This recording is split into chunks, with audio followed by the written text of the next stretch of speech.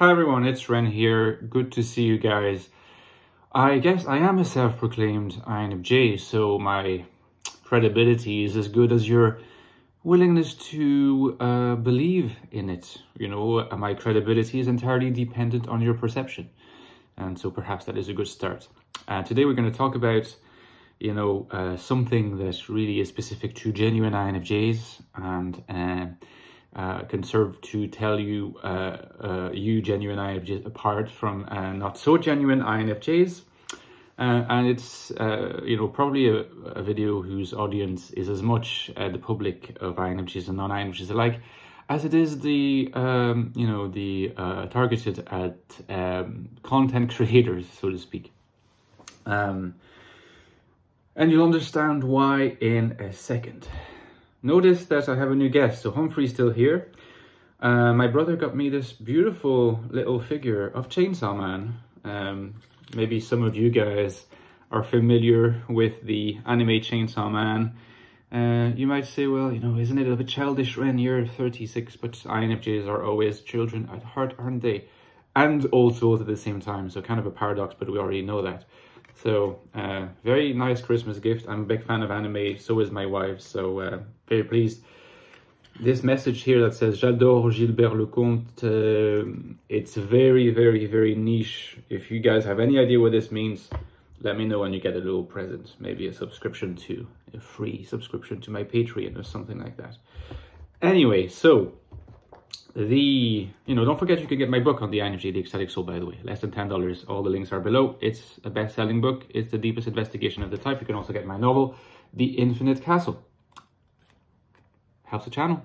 Main characters in INFJ. And my Patreon page, of course. So, INFJs are, when they're genuine, are very unlikely to fall for clickbait titles, right? They will click on it. They will click on it because they're human beings. So if the video says, the thumbnail is kind of, eye-catching, eye-grabbing, and the title says what you have never known about an INFJ, or why you should never lie to an INFJ, or why it is very dangerous to betray an INFJ, or what you will never discover about INFJs, usually using a combination of these like punchy words and capital letters. INFJs, genuine INFJs that is, will click on it because again, like I said, we are human beings and we will tend to have our curiosity piqued by such content, such clickbait content. Now, it doesn't mean that we will always do it, but occasionally we'll fall for it. Of course we will. But that does not mean that we will fall for the credibility of what's behind the video.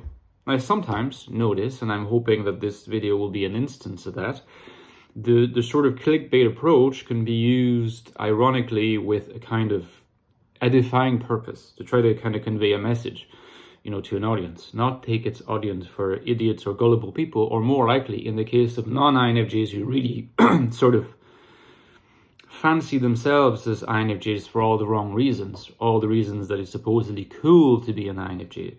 Now, these people will tend to be like, oh yeah, absolutely, that's so me, because the more you want to tell yourself a story about who you are, the more you want to make yourself kind of feel giggly and all kind of bubbly inside, the more, if you like, the identification with the INFJ type is a vanity project, the more, of course, you're going to be responsive to titles and supposed content that appeals to your vanity.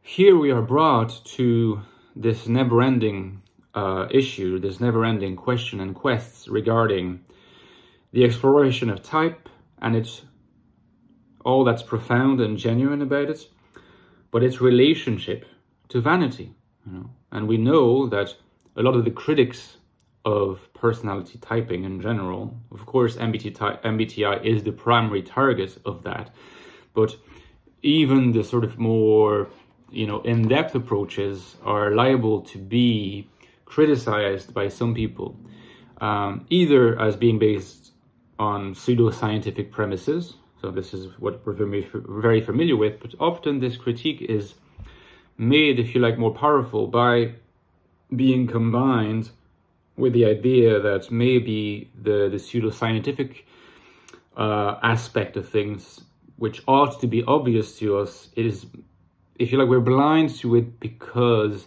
we're so involved in this vanity project alongside it. So there's this weird combination of pseudoscience and vanity, making it the case that personality tests are super popular among a certain audience because they appeal to our sense of vanity with easy answers.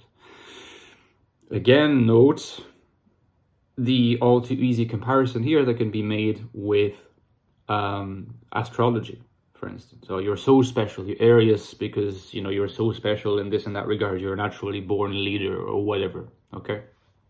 Now, the point that I'm trying to convey is that genuine INFJs, you know, at this point, I've become thoroughly convinced that a genuine INFJ is not just someone of whom we can ascertain by listing, you know, objective criteria about how they are, about what they think, about how they think, that they correspond best to the INFJ typing.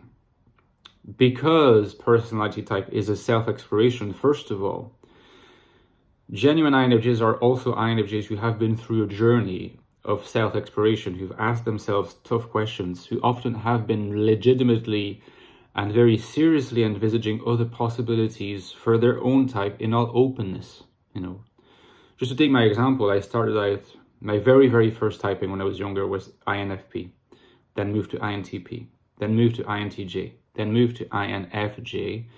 And since then, I've been flirting with the possibility of being ENFP, very briefly, admittedly, and ENFJ too.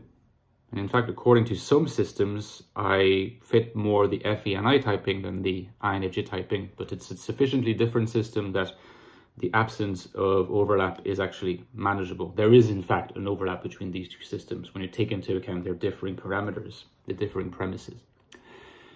INFJs are legitimate INFJs are INFJs that have done this self-research for a long period of time, including a lot of periods of self-doubt, right? And they've come out of that period of self-doubt convinced and solidified in their conviction that they are in fact INFJs, because that is what makes the most sense in terms of their self-ascriptions and in terms of describing how they are on an everyday basis. These INFJs, legitimate INFJs, are INFJs that know that being an INFJ and coming to the conclusion that you're an INFJ is actually no easy matter. And therefore, they're going to be first in line to be super skeptical about claims in some videos that are very bombastic and very hyperbolic about INFJs. Being an INFJ is not a hyperbolic and bombastic affair. It's a tough coming to terms with a number of traits about yourself and then seeking connection with other people who share such traits. So of course, when you have videos that claim to be very clickbaity about INFJs and claim about INFJ superpowers, they're going to get lots of viewers, including lots of people, because that's how YouTube works, that's how social media works, including lots of people who'd be like, oh, I have so recognized myself in this description, this is true from A to Z. The reality is there's probably a proportional relationship between, you know, how likely you are to respond in this way to that kind of video and the likelihood that you're not in fact an INFJ, but more engaged in this vanity project that I was talking about, because these videos are more aimed at your vanity than anything else. Genuine INFJs are people who may have gone through a period of self-doubt linked to realizing that there was vanity involved at the start, because we all face appeals to our vanity, you know, like even genuine INFJs are not immune to that, but they come out of it through a path of humility, realizing, you know, their downsides, their, you know, the drawbacks they face, and coming to the conclusion that they're INFJs ends up being something that they're not particularly proud of. It's something that makes them relieved more than anything else. Okay, let me know in the comments what you think, guys, if you kind of understood the aim of my video.